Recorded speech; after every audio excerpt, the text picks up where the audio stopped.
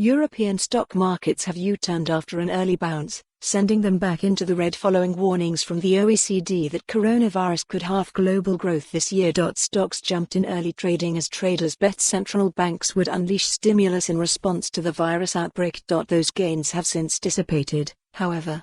The pan-European Stoxx 600 index was 1.4% lower by 12:30 p.m. UK time. Germany's DAX was down 1.7%, and the UK's FTSE 100 was 0.4% lower. Wall Street is now expected to open in the red, according to futures prices. The change in sentiment came after the OECD said coronavirus could result in just 1.5% world growth this year if the virus spreads fast through Asia, Europe, and North America. However, the Paris-based organization's base case is that containment efforts will avoid this situation.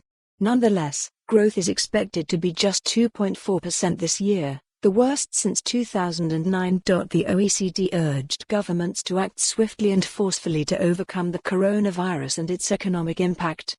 Governments need to ensure effective and well-resourced public health measures to prevent infection and contagion, and implement well-targeted policies to support healthcare systems and workers, the report said. As investors moved away from stocks after their bout of morning optimism, they've resumed buying safe haven assets such as government bonds. In Germany, the yield on the 10-year German bund fell more than 4 basis points, 0.04 percentage points, to minus 0.651%, having earlier hit its lowest in 6 months.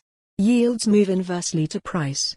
U.S. 10-year Treasury yield stayed close to record lows, shedding 9 basis points to last stand at 1.066%. Investors are now expecting interest rate cuts from central banks around the world.